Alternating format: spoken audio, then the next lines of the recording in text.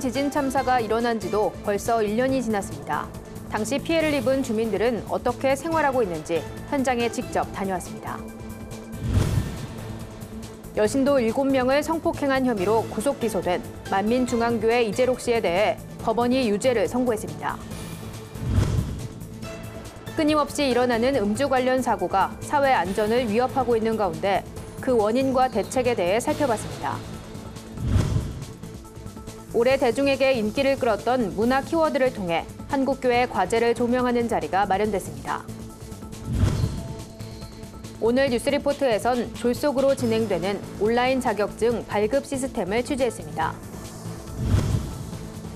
유니세프 한국위원회와 국제아동센터 등이 UN 아동권리협약 이행 대한민국 아동보고서를 발간했습니다.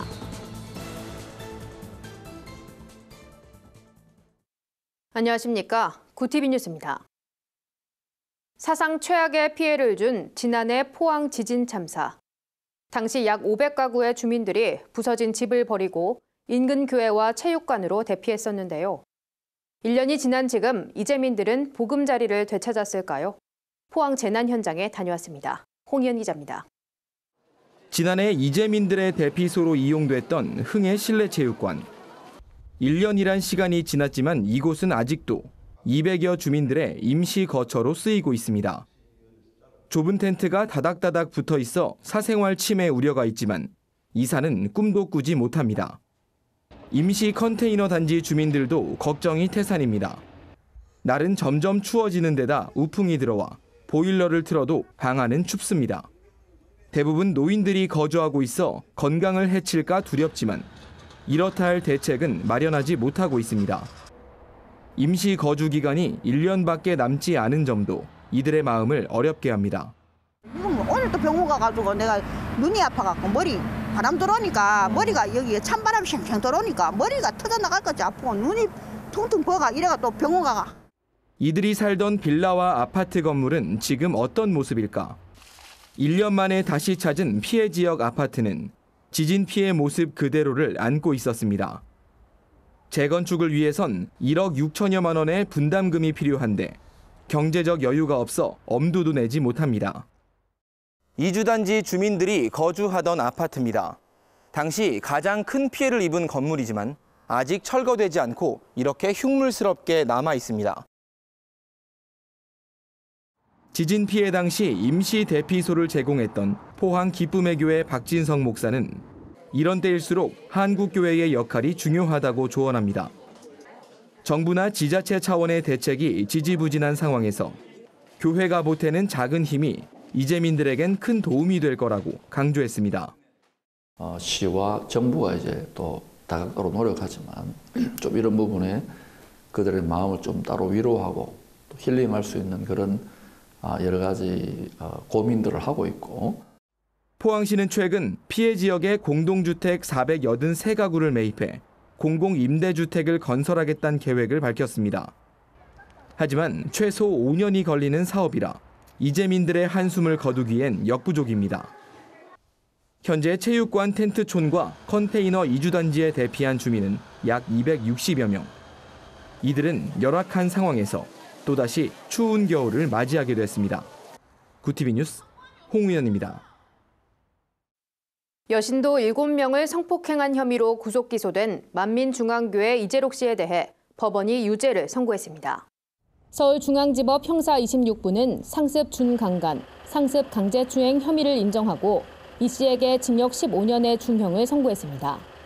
재판부는 이 씨를 신격화하는 교회 분위기에서 교인들은 이 씨를 성령 또는 신적인 존재로 여겼다며 이 씨는 종교적 권위에 대한 절대적인 믿음으로 반항하거나 거부하지 못하는 피해자들의 처지를 악용해 범행했다고 밝혔습니다. 이어 피해자들은 정신적 충격으로 고통스러워하며 엄벌을 원하는데 이 씨는 사실을 부인하고 반성하지 않았다고 지적했습니다. 한편 이재록 씨는 자신을 성령으로 신격화하고 성경을 왜곡하는 행위로 예장 통합, 고신, 성결 등 국내 주요 교단에서 이단으로 규정된 바 있습니다. 군대 휴가를 나왔다가 음주운전자가 몰던 차량에 치여 숨진 이른바 윤창호 사건 다들 기억하실 겁니다. 하루가 멀다 하고 음주로 인한 사고는 끊이질 않고 있어 우리 사회 안전을 심각하게 위협하고 있는데요. 우리 사회 음주폐에 무엇이 문제일까요? 오현근 기자가 취재했습니다. 지난 9월 25일 새벽 한 운전자가 자신의 BMW 차량을 몰다 행인 2명을 치어 숨지게 한 사건이 발생했습니다.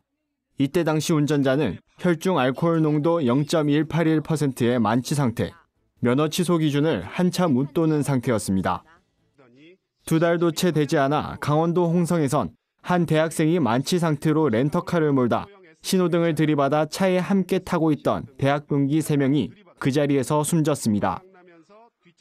연이어 이어지는 음주 사고로 사회적인 대책 마련을 촉구하는 국민 의견이 나오면서 정부는 뒤늦게 음주 대책을 발표했습니다. 문재인 대통령이 음주운전의 재범률이 높은데 처벌은 엄중하지 않다는 점을 지적하면서 주무부처가 급하게 내놓은 겁니다. 수박 겉핥기식의 사실 미봉책들이 많았는데 임창호 씨 사건을 계기로 정부가 진일보한 그러한 정책들을 낸 것에 대해서는 환영합니다. 그렇지만 아직도 우리 국민들이 바라는 눈높이에는 좀 많이 부족한. 전문가들은 우리 사회가 음주에 대해 유난히 관대하다고 지적합니다. 여기다 음주 상태는 심신미약으로 분류돼 감형되는 경우가 많아 재발률이 높다고도 볼 수 있습니다. 통계청이 발표한 사망 원인 통계에 따르면 지난해 알코올 관련 사망자 수는 모두 4,800여 명으로 하루 평균 13명이 술로 사망한 것으로 나타났습니다. 그만큼 음주는 국가적인 대책 마련이 이미 시급한 상황이었습니다. 이에 시민사회단체들은 알코올 문제 해결을 위해 정부기관 주무부처의 적극적인 노력을 촉구하고 나섰습니다. 사회 각계 전문가와 시민단체, 알코올 피해자들과의 소통을 통해 관련법 제정을 당부하고 있습니다. 주류 판매로 일어나는 부작용은 일단 주류 회사들이 책임이 있다고 봅니다. 그래서 주류 회사들이 분담금제를 실시를 해서 그 재원을 가지고 예방 활동을 펼친다면 우리 사회의 그 알코올 중독 문제를 상당히 해결할 수 있고. 김규호 목사는 음주로 인한 폐해를 막기 위한 한국교회의 노력이 절대적으로 필요하다고 강조했습니다. 기독교가 과거 술을 금기시하는 모습이 있었지만 현대에 들어선 그런 현상들이 많이 희석됐다고 말합니다.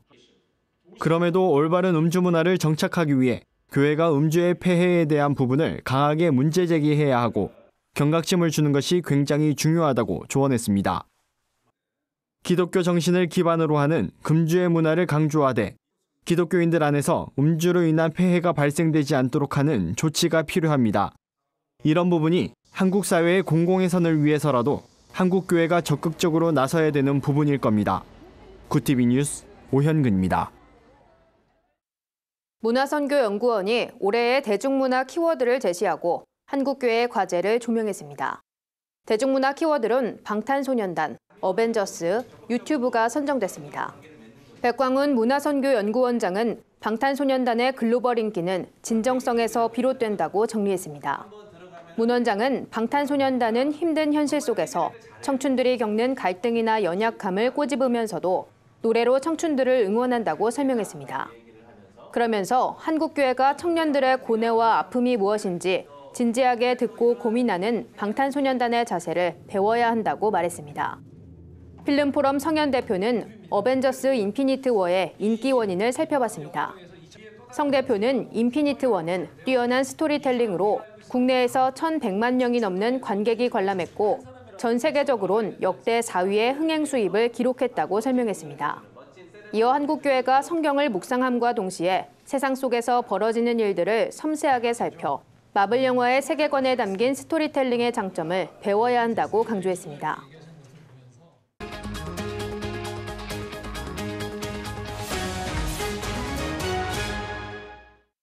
뉴스리포트입니다. 어린 아이들을 돌보는 베이비시터 자격증이 30분 만에 졸속으로 발급된다는 보도 전해드렸었는데요. 구티비 보도 이후 자격증 발급업체는 정원이 가득 찼다는 안내 문구를 띄우고 현재 자격증 수강 신청을 받지 않고 있습니다. 보도 당시 베이비시터 자격증은 30개 강의를 수강하고 시험을 치르는데 모두 30분이 채 걸리지 않았는데요. 해당 업체가 발급하는 다른 자격증은 어떻게 진행되고 있는지 살펴보니 모두 비슷한 체계로 운영되고 있었습니다. 수십 가지의 자격증 대부분이 강의를 1분씩만 들어도 완벽하게 이수한 것처럼 인식되는데요. 어떤 상황인지 홍희연 기자가 취재했습니다.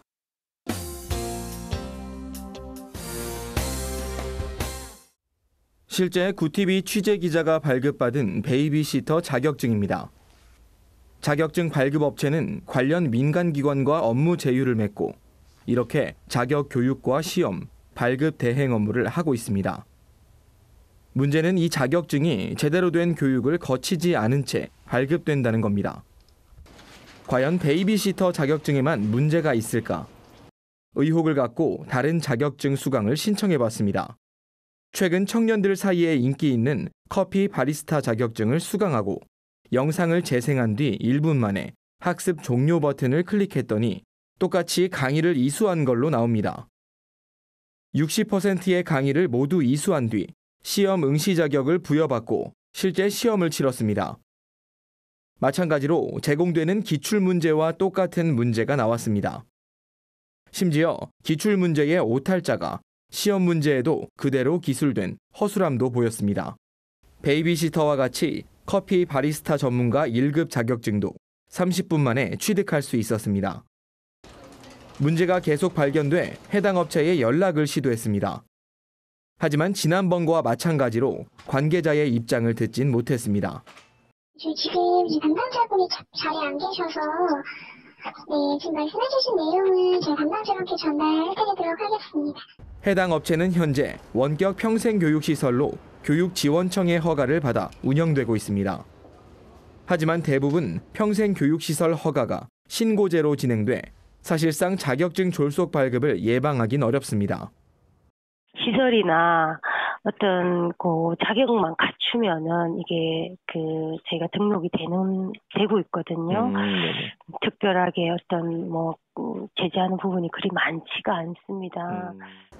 자격증 발급 업체는 모두 18개 과정에서 128개 자격증을 발급하고 있습니다. 홈페이지엔 교육기관 최우수 교육 브랜드 대상, 대한민국 소비자 만족도 1위 수상 등 여러 이력이 나열돼 있습니다. 교육지원청 관계자는 문제점이 사실로 발견되면 제재나 허가 취소 등의 처분을 할 수 있다고 밝혔습니다. 구티비 뉴스 홍우연입니다. 유니세프 한국위원회와 국제아동센터 등이 유엔 아동권리협약 이행 대한민국 아동보고서를 발간했습니다. 우리나라 아동들이 집필을 주도한 이 보고서엔 과도한 교육으로 인한 아동권리 침해 사례와 아동들이 제안하는 권고사항이 담겼습니다. 이날 기자회견에선 집필 아동들이 직접 보고서 내용을 발표했습니다. 보고서는 5가지 소주제로 분류됐습니다. 건강과 휴식, 여가, 시민적 권리와 자유, 공교육, 교육 격차, 입시 제도로 나눈 각각의 주제엔 아동들의 고통스런 교육 환경을 알 수 있는 내용들이 담겼습니다. 유니세프 한국위원회 송상현 회장은 아동 개개인의 소질과 개성이 존중받을 수 있는 교육 제도가 필요하다며 유엔 아동권리협약의 이행과 교육제도 개선을 위한 정부와 국회의 노력을 촉구했습니다. 한편 보고서 집필에 참여한 단체와 아동들은 내년 2월 제네바 유엔 아동권리위원회 위원들을 직접 만나 보고서에 담긴 아동들의 의견을 피력할 예정입니다. 오늘의 사회 이슈를 오현근 기자가 종합해드립니다. 오늘의 이슈 포커스입니다. 제임스 매티스 미국 국방장관이 내년 봄으로 예정된 한미연합 야외 기동 훈련인 독수리 훈련의 범위가 축소될 것이라고 언급했습니다. 매티스 장관은 기자들에게 외교를 저해하지 않는 수준에서 진행하도록 재정비되고 있다고 밝혔습니다. 독수리 훈련은 을지 프리엄 가디언 연습, 키 리졸브 연습과 함께 3대 한미연합 훈련으로 꼽힙니다. 북한은 그동안 한미 군사 훈련들에 대해 강한 거부감을 보여왔습니다. 새로운 사회적 대화기구인 경제사회노동위원회가 공식 출범했습니다. 위원회는 함께 더 멀리란 슬로건으로 본위원회 첫 회의를 청와대에서 개최했습니다. 첫 회의에선 문재인 대통령이 위원들에게 위촉장을 전달했으며 회의 참석은 사회적 대화에 힘을 실어주기 위한 문 대통령의 의중인 것으로 알려졌습니다. 위원회는 산하위원회를 통해 탄력 근로제 확대 적용뿐 아니라 국제노동기구 핵심 협약 비준과 국민연금 개혁 등을 논의하게 됩니다. 불법 의료 행위로 영업정지 처분을 받은 의료기관이 개설 변경 신고를 악용해 폐업한 후 해당 기관을 다시 운영하는 등의 편법으로 재운영하는 행위가 사전에 차단될 전망입니다. 국민권익위원회는 이런 편법 운영을 막기 위해 의료기관을 인수한 사람도 해당 기관의 행정처분 기간엔 운영을 할 수 없도록 한다고 밝혔습니다. 관계자는 이번 조치로 잘못된 관행이나 휴폐업 신고 누락 등을 사전에 차단할 수 있을 것으로 기대한다고 말했습니다. 구티비 뉴스 오현근입니다. 주요 단신입니다. 한국구세군이 오는 30일 광화문 광장에서 자선냄비의 시작을 알리는 시종식을 개최합니다. 시종식엔 정교계 지도자들이 참석할 예정이며 브라스밴드의 무대와 퍼레이드 등이 진행될 예정입니다. 한국위기관리재단이 내달 3일 중국 종교정책을 분석하고 평가하는 포럼을 개최합니다. 이번 포럼은 지난 2월 중국의 종교 사무조례가 본격 시행된 후 교회와 가정교회가 폐쇄되고 있는 현상에 대해 한국 선교계의 대응책을 논의하기 위해 마련됐습니다. 세계 정교회 지도자인 바르톨로메오스 총대주교가 다음 달 방한합니다. 이번 방문은 서울 주교자 성당인 성 니콜라스 대성당 건축 50주년 기념예배에 참석하기 위해 이뤄졌습니다.